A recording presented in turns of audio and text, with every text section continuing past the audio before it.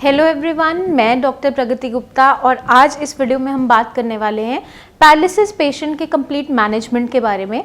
जब भी किसी को पैरालिसिस होता है या तो ब्रेन हेमरेज की वजह से होता है या जनरली क्लॉट ब्रेन के अंदर देखा जाता है या किसी कंडीशन के अंदर कोई भी ऐसी जेनेटिक कंडीशन प्रेजेंट हो सकती है जिसके कारण आपकी बॉडी की टेंडेंसी बन जाती है क्लॉट फॉर्मेशन की। ज़्यादातर पेशेंट्स देखने को मिलते हैं जिनके अंदर स्ट्रोक होने के चांसेस होते हैं, जो ऑलरेडी सफ़र कर रहे होते हैं हाई ब्लड प्रेशर से या डायबिटिक रहे होते हैं या जिनका कोलेस्ट्रॉल वैल्यूज़ ब्लड के अंदर बढ़ी हुई होती हैं। ये पेशेंट ज़्यादा प्रोन होते हैं स्ट्रोक के लिए। अब इस कंडीशन के अंदर अगर आप ऑलरेडी इन बीमारियों से सफ़र कर रहे हो, अगर आप हाइपरटेंसिव हो, डायबिटिक हो, तो हमें शुरुआत से ही ध्यान रखना है अपनी इन बीमारियों का। अपने लेवल्स को कंट्रोल में रखना ज़रूरी है। अगर आप बीपी की मेडिसिन खाते हैं, शुगर की मेडिसिन खाते हैं, तो उसको मिस नहीं करना है। टाइमली अपनी मैनेजमेंट ज़रूर करनी है, डेली मॉनिटरिंग करना है, चाहे बीपी हो चाहे शुगर वैल्यूज़ हो, आपको डेली चार्ट बनाकर लिखना है ताकि एटलीस्ट आपको पता हो कब आपकी वैल्यूज़ फ्लक्चुएट हो रही हैं, कब आपका ब्लड प्रेशर फॉल कर रहा है, बढ़ रहा है या शुगर डिप कर रही है। तो हमें आइडिया तभी लगता है अगर हम डेली मॉनिटरिंग करते हैं। इस वीडियो में हम बात करेंगे कंप्लीट मैनेजमेंट के बारे में कि जब भी किसी को पैरालिसिस हो जाता है तो किस तरीके से पेशेंट को जल्दी से जल्दी रिकवर करवाया जा सकता है, कैसे उस पेशेंट का ध्यान रखना है, किन किन बातों का हमें खास ध्यान रखना है ताकि पेशेंट हमारा दोबारा से इंडिपेंडेंट हो सके। तो सबसे पहले हम बात करेंगे डाइट के बारे में कि जब भी किसी को पैरालिसिस होता है, अब मान लीजिए इनिशियल स्टेज है, पेशेंट को पैरालिसिस हुए 1-2 दिन हुए हैं और पेशेंट कम्प्लीटली बेड रिडन है।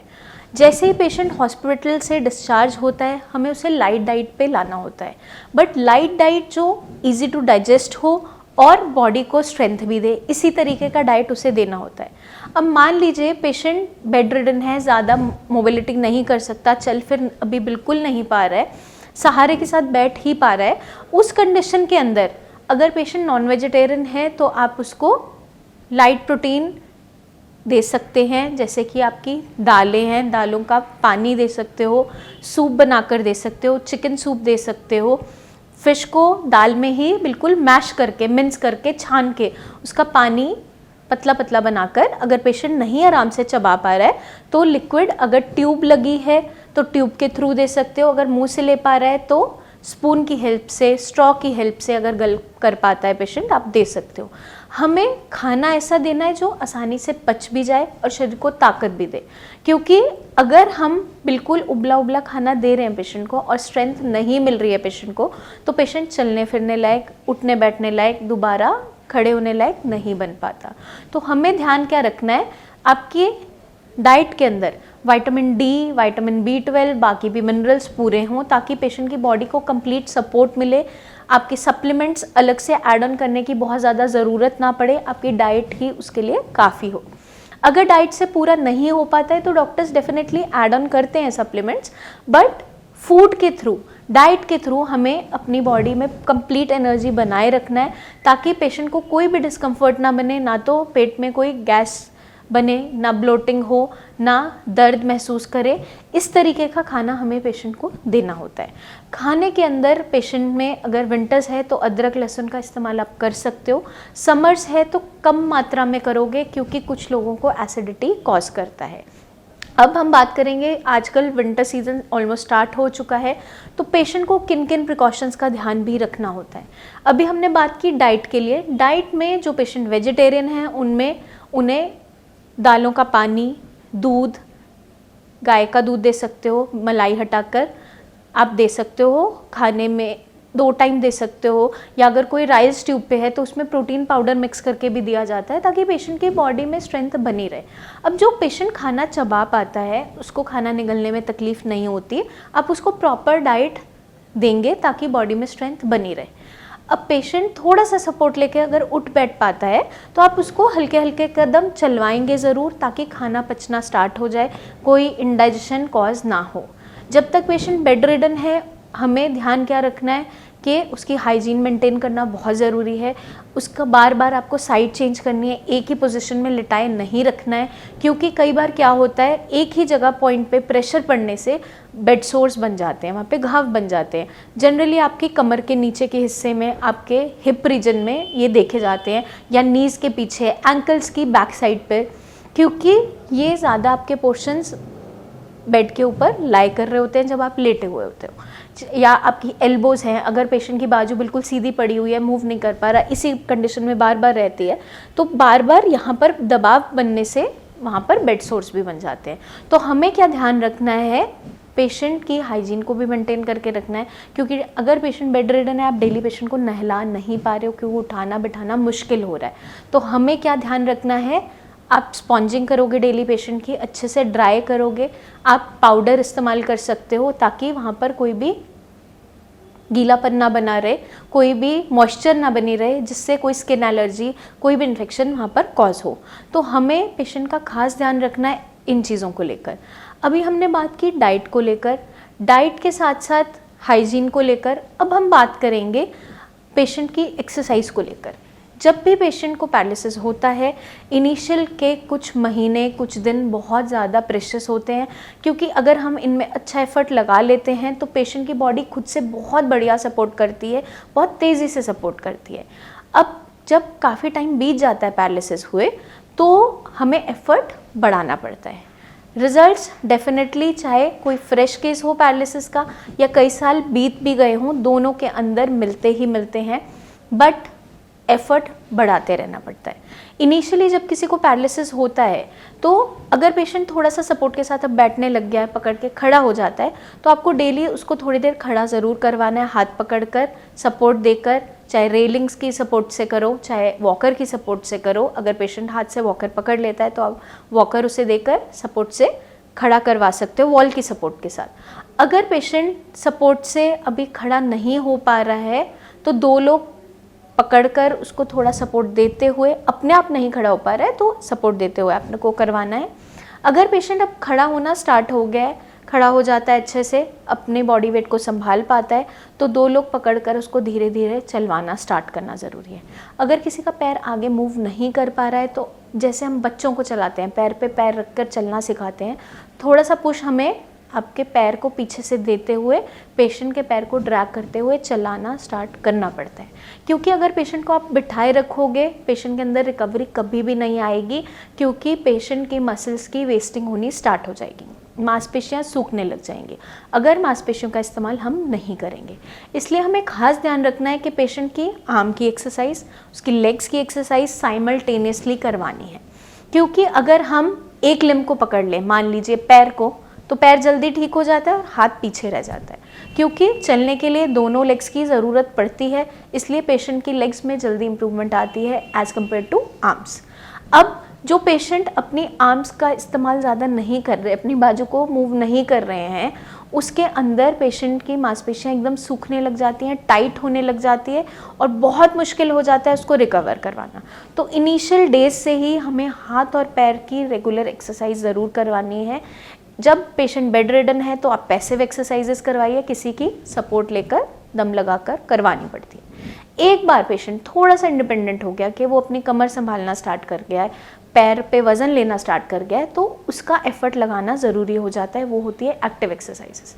एक्टिव एक्सरसाइजेस में maximum use of energy and strength patient के एंड पे होता है और उसी से पेशेंट के अंदर अच्छी रिकवरी देखने को मिलती है। अब ब्रेन को दोबारा से ट्रेन करने के लिए, जब किसी को पैरालिसिस हो गया, ब्रेन का कुछ हिस्सा अब काम नहीं कर रहा है, उस ब्रेन का जो हिस्सा जो डेड हो चुका है वो अभी कभी भी दोबारा से फंक्शनल नहीं हो पाता है। लेकिन आपका जो बाकी हेल्दी ब्रेन है उसके पास कैपेबिलिटी होती है बाकी ब्रेन की फंक्शनिंग को संभालने की, लेकिन उसको सिखाना पड़ता है और ब्रेन सीख भी जाता है, बट रेपिटेशंस के साथ। तो बार बार हमें वैसी एक्टिविटी करवानी पड़ती है ताकि ब्रेन सीखना स्टार्ट करे और दोबारा से हमारी बॉडी के अंदर वो एक्शंस आने स्टार्ट हो जाएं जो लॉस हो चुके हैं। तो अगर मान लीजिए किसी के ब्रेन के ब्रोकास मोटर स्पीच एरिया में, चाहे क्लॉट है चाहे हेमरेज है, छोटे से पार्ट में है, पेशेंट कुछ कुछ वर्ड बोल पा रहा है बट क्लियर नहीं बोल पा रहा है, तो बार बार हमें उसे 2 सिलेबल वर्ड जैसे ओम है, राम है, छोटे छोटे वर्ड्स, या उसके घर में किसी का नाम है, छोटे लेटर्स, छोटे वर्ड्स हमें बुलवाने होते हैं रिपीटेशन करवा कर। फिर धीरे धीरे हम सेंटेंस फॉर्म करेंगे 2-2 वर्ड्स को जोड़कर। 2 वर्ड्स जब बोलना सीख गया, 4 वर्ड्स हम जोड़ेंगे, वैसे ही उसका सेंटेंस कंप्लीट करवाना पड़ता है। जैसे हम बच्चों को सिखाते हैं उसी तरीके से हमें ब्रेन को दोबारा सिखाना पड़ता है। तो एफर्ट्स हमें लगाते रहना पड़ता है, और जितना एफर्ट पेशेंट की हम एक्टिव एक्सरसाइज पे देते हैं, पेशेंट के एंड पे खुद से उसका दम लगवाते हैं, उतना वो फ्रूटफुल होता है आगे चलकर पेशेंट की स्पीडी रिकवरी में। क्योंकि खुद लगाया हुआ एफर्ट पेशेंट के लिए एक ट्रेनिंग प्रोग्राम की तरह काम करता है। उसका ब्रेन सीखता है, दोबारा से एक्टिविटीज़ करना स्टार्ट करता है, और नेक्स्ट टाइम ब्रेन खुद से वो एक्टिविटी सीख जाता है। तो इम्पॉर्टेंट है पेशेंट के लिए इस चीज़ को समझना कि जो वो काम पहले करता था, जो उसका ऑक्यूपेशन था, अगर कोई हाउसवाइफ थी या टीचर था, तो जो वो काम पहले करते थे, चाहे बच्चों को पढ़ाना है, लिखना है, कुछ अब आप मान लीजिए कि आप लिख पाते हो बट क्लियर नहीं लिख पाते हो, पेन होल्ड कर पा रहे हो, स्लोली लेटर्स लिख पा रहे हो, तो कर्सिव हैंड राइटिंग की बुक्स आती हैं, आप उसमें डेली एक एक लाइन अपना बढ़ाते जाइए, एक एक पैरा कंप्लीट होगा, 2 पेज लिखिए, 4 पेज लिखिए, और अपनी हैंड राइटिंग को फर्स्ट पेज से लेकर एंड पेज तक कंपैरिजन कीजिए कि कौन सी अब बेटर होती जा रही है। क्योंकि डेली का एफर्ट आप अगर करोगे तो आप डेफिनेटली उस काम में परफेक्ट हो जाओगे। ब्रेन के साथ यही ट्रेनिंग प्रोग्राम हमारा चलना चाहिए। अब हमने बात की डाइट के रिगार्डिंग, पेशेंट की हाइजीन के रिगार्डिंग, पेशेंट की एक्सरसाइजेस के रिगार्डिंग। अब हम चलते हैं हमें किन किन चीज़ों का खास ध्यान रखना है, किन ऐसी मिस्टेक्स को नहीं करना है जिसकी वजह से हम पेशेंट को जल्दी रिकवर करवा सकें। तो हमने क्या ध्यान रखना है, पेशेंट को किसी भी तरह से इंजरी नहीं होनी चाहिए। उसके लिए हम क्या खास ध्यान रखेंगे, पेशेंट को हम जहाँ भी एक्सरसाइज करवा रहे हैं, जिस भी सरफेस पे करवा रहे हैं, वो बहुत ज़्यादा स्लिपरी नहीं होना चाहिए, ना ही अनइवन होना चाहिए। मान लीजिए आप घर पे पेशेंट को एक्सरसाइज करवा रहे हो, आपको लगता है कि वहाँ का फ्लोरिंग, वहाँ की टाइल्स बहुत स्लिपरी है, तो आप कारपेट वहाँ पर बिछा दीजिए जो ऐसा हो जिस पे पेशेंट आराम से चल सके। और ज़्यादा स्लिपरी सरफेस पे पेशेंट को बैलेंस करना मुश्किल हो जाता है और चांसेस होते हैं पेशेंट गिर सकता है और कोई ना कोई इंजरी हो सकती है, फ्रैक्चर भी हो सकता है, चोट लग सकती है। तो उस चीज़ का हमें खास ध्यान रखना है। अब पेशेंट जो बेड रिडन होते हैं उन्हें बेड से पकड़कर उठाना पड़ता है, तो जब भी आप पेशेंट को पकड़कर उठा रहे हो, स्पेशली उसके शोल्डर्स का हमें खास ध्यान रखना है, क्योंकि जब भी किसी को पैरालिसिस होता है तो शोल्डर ड्रॉप हो जाता है, शोल्डर डिसलोकेट नहीं होता, शोल्डर ड्रॉप होता है। अब शोल्डर ड्रॉप और डिसलोकेशन में क्या फ़र्क है, डिसलोकेशन का मतलब होता है कि आपकी बोन बिल्कुल सॉकेट में से निकल ही गई, और जो ड्रॉप होता है उसका मतलब क्या होता है, वहाँ की मांसपेशियाँ थोड़ी ढीली हो गई हैं, इसलिए आपका कंधा लटक गया है। तो हमने ज़्यादातर देखा है पेशेंट के यहाँ गड्ढा पड़ जाता है। अब वो गड्ढा धीरे धीरे भर भी जाता है। अगर वहाँ पर कुछ ऐसा होता डिसलोकेशन तो वो टाइम टेकिंग होता। अब ये गड्ढा भरना इसलिए स्टार्ट होता है जैसे जैसे हम एक्सरसाइजेज स्टार्ट करते हैं, चाहे शोल्डर की एक्सरसाइज हो, चाहे एल्बो की हो, जैसे हैंड की एक्सरसाइजेज, आर्म की एक्सरसाइजेज स्टार्ट करते हैं और हमारी मसल्स में दोबारा स्ट्रेंथ आने लगती है, तो वहाँ पर मसल्स की अटैचमेंट अच्छे से होने लगती है, मसल्स की टोनिसिटी दोबारा से आनी स्टार्ट होती है, स्ट्रेंथ गेन करने लगते हैं, तो वो जो गड्ढा होता है वो भरने लग जाता है और पेशेंट के हाथ के अंदर, बाजू के अंदर मोबिलिटी आनी स्टार्ट हो जाती है। तो हमने क्या ध्यान रखना है कि पेशेंट को किसी भी तरीके से कोई इंजरी ना हो। जब आप पेशेंट की मालिश कर रहे हो, सिकाई कर रहे हो, हमें खास ध्यान रखना है बहुत गर्म तेल से आप मालिश नहीं करोगे, नॉर्मल टेम्परेचर ऑयल जो आपका है आप उसको इस्तेमाल करोगे, बिल्कुल हल्के हाथ से नीचे से ऊपर की तरफ लगाओगे, दबा के ज़ोर के मालिश नहीं करेंगे। क्योंकि पेशेंट के अंदर ज़्यादातर क्या देखा जाता है, जब भी पैरालिसिस होता है उसको ठंडा गर्म महसूस होना बंद हो जाता है या कभी कभी सेंसेशन भी नहीं होती। तो कभी कभार पेशेंट के साथ क्या होता है, सिकाई करने के लिए हॉट बैग रखा, काफ़ी देर रखा रहा वहाँ पर और एट द एंड उसकी वहाँ की स्किन पे बर्न हो गया, क्योंकि पेशेंट को ठंडा गर्म महसूस ही नहीं होता। तो उस कंडीशन में हमें ध्यान रखना है कि अपने हाथ पे पहले केयर टेकर या जो भी हेल्प कर रहे हैं उनकी, वो अपने हाथ पर रख के देखेंगे कि वो सहने लायक है या नहीं, और एक जगह उस हॉट बैग को नहीं छोड़ना है, बार बार आप प्लेस बदलोगे, थोड़ी थोड़ी देर रखोगे और हटाते रहोगे, क्योंकि कुछ लोगों की स्किन बहुत सेंसिटिव होती है तो रेडनेस बन जाता है, ब्रूजिंग होने लग जाती है या फिर वहाँ पर बर्न हो जाता है। तो उस चीज़ को बचाते हुए हमें काम करना है।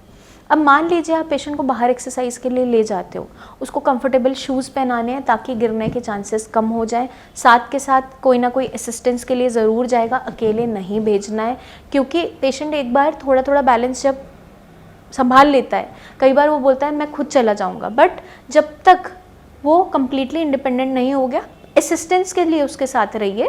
आपने बहुत ज़्यादा हेल्प नहीं करनी है, बट आपको वहाँ पर रहना ज़रूरी है ताकि पेशेंट को कोई इंजरी ना हो, अचानक से गिरे ना, उस चीज़ के लिए हमें थोड़ा सा खास ध्यान रखना है। साथ के साथ जब आप वॉशरूम पेशेंट जाता है, मोस्टली क्या हिस्ट्री मिलती है, पेशेंट को चोट कैसे लगी, पेशेंट वॉशरूम के अंदर गिर गया, क्योंकि कभी कभार कमोड पे टॉयलेट यूज़ करते करते पेशेंट अचानक से बैलेंस खो देता है, या फिर वॉशरूम का फ्लोर वेट था, उसकी वजह से पैर फिसला और पेशेंट को चोट लग गई। तो इस कंडीशन में क्या होता है कि पेशेंट के साथ जो रिकवरी आ रही होती है वो पीछे चली जाती है, क्योंकि मान लीजिए उसके लेफ्ट हैंड साइड पैरालिसिस है, गिरा पेशेंट, हाथ में दोबारा चोट लग गई, रिस्ट का फ्रैक्चर हो गया, और अब वो 3-4 हफ्ते लेगा हीलिंग में, और पहले ही एक्टिविटी नहीं थी और स्टिफनेस आती चली जाएगी। तो हमें कोशिश ये करना है इन छोटी छोटी इंजरीज़ को हम प्रिवेंट करते हुए चलें, अपने एंड पे ट्राई करें कि पेशेंट को हम सेफ रखें। और अगर आप वॉशरूम पेशेंट को लेकर जा रहे हो तो मेक श्योर वहाँ का फ्लोर वेट ना हो, फ्लोर एकदम ड्राई हो। ज़्यादा आपको कहीं भी ऐसा लगता है फुट मैट्स इस्तेमाल कीजिए, कार्पेटिंग कर दीजिए ताकि पेशेंट वहाँ पर गिरे ना। अब पेशेंट अगर बेड रिडन होता है, पेशेंट को हम जैसे ही बेड से उठाते हैं बहुत ध्यान से उठाना है। साथ के साथ बेड्स के अराउंड आप रेलिंग्स या जो मेडिकल आपके बेड्स आते हैं उसको आप इस्तेमाल कर सकते हो जो हॉस्पिटल्स में होते हैं, ताकि वहाँ पर साइड में रेल्स होते हैं, पेशेंट सपोर्ट लेकर उठ जाता है पकड़कर, उस तरीके से आप मैनेज कर सकते हो। अगर नहीं वैसा पॉसिबल है तो बहुत ध्यान से पेशेंट को पीछे से सपोर्ट लेते हुए उठाना है। करवट बदल रहे हो बहुत ध्यान से बदलनी है, व्हीलचेयर पे शिफ्ट कर रहे हो, क्योंकि यही छोटे छोटे प्रोसीजर्स के अंदर पेशेंट को इंजरी होने के चांसेस ज़्यादा होते हैं। तो अगर हम इन सारी चीज़ों का ध्यान रख लेते हैं तो पेशेंट के अंदर रिकवरी फॉर श्योर जल्दी आ जाती है, क्योंकि वो बाकी कॉम्प्लिकेशन से बचता चला जाता है। अब हमने बात की डाइट के रिगार्डिंग, हाइजीन के रिगार्डिंग, किन किन चीज़ों का ध्यान रखना है उसके रिगार्डिंग, साथ के साथ क्या क्या एक्सरसाइज किस तरीके से करवानी है उसके रिगार्डिंग। अब हम बात करेंगे कि पेशेंट के अंदर रिकवरी आती कैसे है। जब भी पेशेंट को पैरालिसिस होता है, ब्रेन का कुछ हिस्सा हमेशा के लिए मर जाता है, उसको हम जिंदा नहीं कर सकते, क्योंकि न्यूरॉन्स के पास कैपेबिलिटी नहीं होती है रीजनरेशन की। तो उस कंडीशन के अंदर अब हमें दोबारा से पेशेंट को इंडिपेंडेंट बनाना है। तो हम क्या करते हैं, पेशेंट के ब्रेन के अंदर न्यूरोप्लास्टिसिटी को इनिशिएट करते हैं। न्यूरोप्लास्टिसिटी को इनिशिएट करते हुए पेशेंट में रिकवरी आनी स्टार्ट हो जाती है। इनिशियली जब पेशेंट को पैरालिसिस होता ही है, खुद से बॉडी रिकवरी करने की कोशिश करती है और आपके जितने भी न्यूरॉन्स हैं आपस में कनेक्शंस बनाना स्टार्ट करते हैं, सिग्नल भेजने लगते हैं कि हमारा एक हिस्सा मर चुका है, उसका काम अब हम बाकी भाइयों को संभालना है। अब जब ऐसा होना स्टार्ट होता है तो ब्रेन के अंदर मल्टीपल कनेक्शंस दोबारा बनने स्टार्ट होते हैं और इन्हीं कनेक्शंस के बनते बनते आपकी बॉडी के अंदर दोबारा से फंक्शनिंग आनी स्टार्ट होती है। इनको इनिशिएट करने के लिए हम आयुर्वेदिक हर्ब्स का इस्तेमाल करते हैं। हमारा ट्रीटमेंट जो रहता है उसके अंदर नर्वाइन टॉनिक्स रहते हैं जो ब्रेन के अंदर न्यूरोप्लास्टिसिटी को स्विच ऑन करवाते हैं ताकि पेशेंट के अंदर रिकवरी स्पीड अप हो जाए। क्योंकि एक फेज़ ऐसा आता है जहाँ पर रिकवरी आके स्टैग्नेंट हो जाती है।